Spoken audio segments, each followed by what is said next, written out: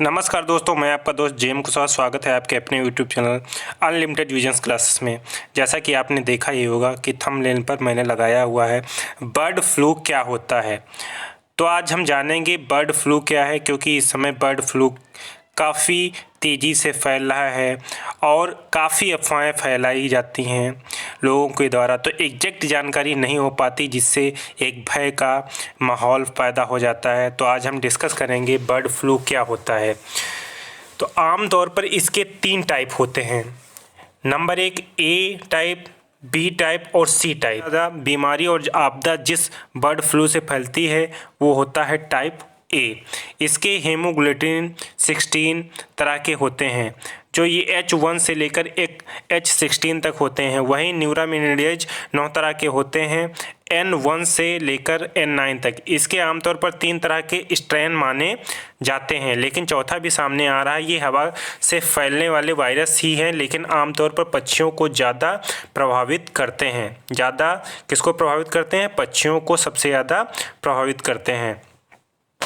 इसके बाद में देख लीजिए, यहाँ पर जो ऐसे पक्षी होते हैं जो एक देश से दूसरे देश ट्रेवल करते हैं। जैसे भारत में बर्ड फ्लू के मामले आमतौर पर जाड़े के मौसम में ही आते हैं। क्यों आते हैं? जब प्रवासी पक्षी भारत आते हैं, प्रवासी जो पक्षी होते हैं भारत आते हैं, इसमें अक्सर वो पक्षी भी होते हैं जो कैरियर के तौर पर इस वायरस को लाते हैं।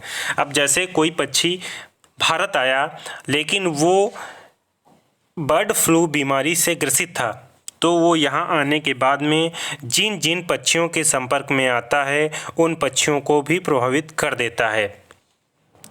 सवाल नंबर 1, इसके सबसे खतरनाक वायरस कौन सा है और भारत में इन दिनों बर्ड फ्लू कौन सा वायरस ज़्यादा फैल रहा है?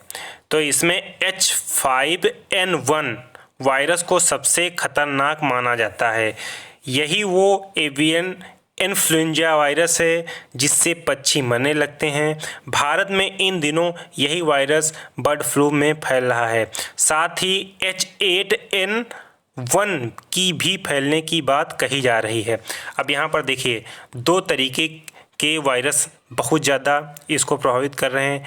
नंबर 1 तो ये है H5N1, दूसरा जो है वो है H8N1। इनके जरिए सबसे ज़्यादा फैल रहा है। चलते हैं नेक्स्ट क्वेश्चन पर। नेक्स्ट क्वेश्चन क्या लोगों के मन में आता है? क्या ऐसे में अंडे, चिकन या पोल्ट्री प्रोडक्ट्स का इस्तेमाल करना चाहिए? तो देख लेते हैं। आमतौर पर डॉक्टर कुछ समय इन पोल्ट्री प्रोडक्ट्स को कुछ समय के लिए अवॉइड करने को कह रहे हैं। नोएडा के डॉक्टर अंकित गुप्ता कहते हैं कि अगर हम कुछ समय के लिए इनसे दूर रहें तो बहुत अच्छा होगा। अगर खा भी रहे हैं तो इसे पूरी तरह पकाकर खाएं। 60 डिग्री से ज़्यादा गर्म करने पर वायरस आमतौर पर नष्ट हो जाते हैं। अगर 60 डिग्री सेंटीग्रेड पर आप गर्म करके इसको खाते हैं तो इसमें जो भी वायरस होंगे वो ख़त्म हो जाएंगे। नेक्स्ट क्वेश्चन लोगों के मन में क्या उठता है? क्या बर्ड फ्लू का खतरा मनुष्यों को भी हो सकता है? तो इसके जवाब में डॉक्टर जो अंकित गुप्ता हैं वो कहते हैं, आमतौर पर इसका इन्फेक्शन बहुत हल्का फुल्का होता है। खांसी हो सकती है, लेकिन उन लोगों को ज़्यादा सावधानी लेनी चाहिए जिनकी इम्यूनिटी कम है, यानी जो पहले से डायबिटीज़ या अन्य रोगों के शिकार में हैं। देख लीजिए, अगर आपकी इम्यूनिटी कम है तो कोई भी रोग आप पर अटैक कर सकता है। इसलिए अपनी इम्यूनिटी पावर हमेशा बढ़ाए रखिए। उसका नंबर 1 तरीका है पॉजिटिव सोच, पॉजिटिव एनर्जी और उसके बाद में खान पान। चलते हैं नेक्स्ट क्वेश्चन पर। उसके पहले आप देख लीजिए, पोल्ट्री का जो फार्म होते हैं कुछ इस तरीके से होते हैं।